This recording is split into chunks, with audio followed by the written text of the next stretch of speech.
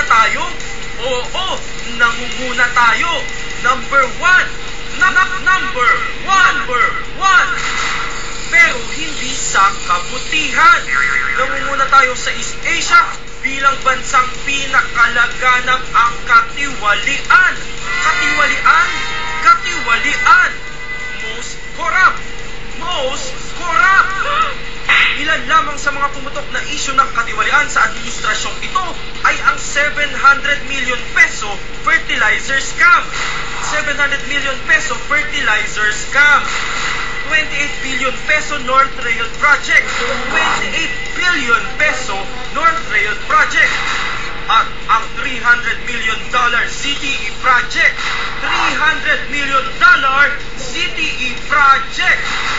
Hindi pa kasama ang ilan pang sinasabing katiwalian sa hanay ng lokal na gobyerno at iba't ibang ahensya ng pamahalaan.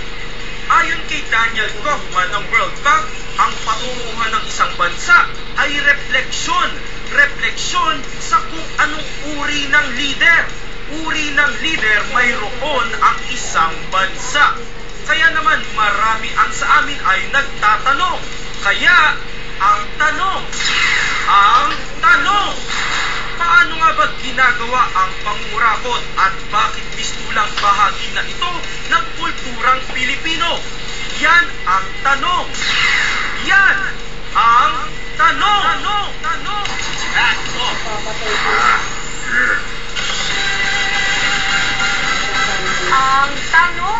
Ang tongpat. Pag-uusapan po natin at umpisa na natin ang ating talagayan kasama si Commissioner Teresita Baltazar ng Presidential Anti-Graft Commission. Talaga hong may kinatawan ang PAGSIC, mga kapamilya. At para ho ipaliwanag sa atin kung gaano ho ba ngayon kadawak ang corruption, pasintabi po, sa pamahalaan maging perhaps sa private sector, si Professor Harry Roque ng UP College of Law. Ayan. Come on down. Siyang talagang indefatigable. Hindi talaga nauubusan ng expose. Nagpadala rin ng representante ang Malacanang. Palakpakan natin siya kasi talagang matibay ang kanyang team. This person is very disputing po ito. Ayan. Malakas ang loob sa katauhan ni Undersecretary Anthony Goles. At para ho mga kaibigan naman sa pangkaraniwang tao, ika nga ang kanya pong kakatawanin, si Secretary General ng Grupong Bayan, si Ginoong Renato Reyes Jr. Sana ho tayong pasikot-sikot pa, palinggoy-linggoy pa. So, Commissioner Baltazar, ang una pong katanungan, ano ho ba talaga ang definition? Meron ba nun? Definition of corruption? Well, use of public office for private gain. Ay, ang ikli. Sa Tagalog, ang paggamit ng pwesto para sa sariling kapanganan. Yes. Sa sariling interes. Yes. Ganun lang kasimple yun. Ano po? Opo. Pero pera po ba talaga ang pinag-uusapan pag sinabi mong corruption? Maybe it has other forms. Talaga bang number one ang Pilipino sa corruption? Kasi yan ang pinaka-latest eh. Palagay ko, parang bias yata yung report na yan. Paano bias? Sinukat nila yan. World Bank? Sinukat nila yan, World Bank. At saka bakit naman nila tayo pag-iinitan? Ito yung 2008 Worldwide Governance Indicators or WGI. Meron na kaya diyang reaksyon ng Malacanang, Mr. Goles? Una po sa lahat, we need to put things in perspective yung discussion po natin. Ano ba itong WGI na to?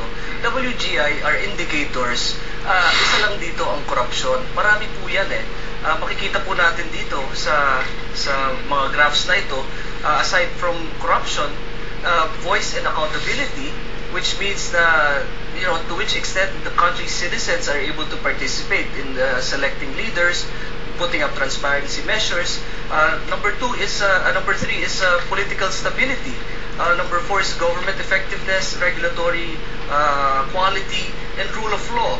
So, ibig sabihin, itong anim na ito are interrelated. Sa madaling sabi po, mali yung report. Sa madaling sabi, it is misinterpreted. Because Para nakasimangon si Mr. Reyes. Can you give us the Can you translate your simango towards... Mayaman lang siya. Ginoong Reyes, can you translate your simango din towards para kung mapakinggan Ginoong Oles? Kasi ang nakakabahala doon sa ulat, tayo yung pinakamalala eh. Dati tayo second to the last.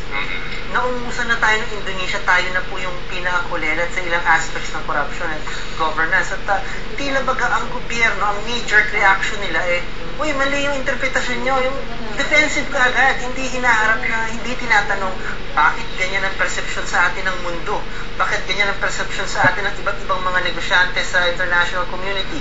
Bakit ganyan ang perception sa atin mismo ng ating mga kababayan? I mean, wala na sigurong nagulat na tayo ang kulelat, no? Kasi dahil matagal na nating alam yun eh. Ginoong Oles, nakasimangot naman ngayon si Mr. Senator. Hindi siya nakasimangot, nakangiwi. Ngingit-ngit. Para bang gusto niya magsalita eh. Apo. Well said, tingin Ginoong ko, Oles, go ahead. hindi naman makaturungan yung sasabihin natin na nagkakaroon ng maling interpretasyon ang World Bank. Unang-una, wala naman itong pakialam sa atin. Ito naman ay objective.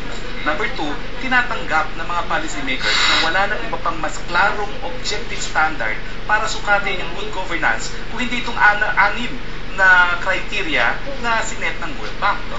At pangatlo, pinaka-importante, isa nga dito sa key indicators ng good governance, yung issue ng korupsyon. At sinasabi ng report, malinaw na malinaw. Tayo po ay bumaba ang ranking from corrupt, naging mas corrupt pa, at tayo ngayon ang pinakamasama.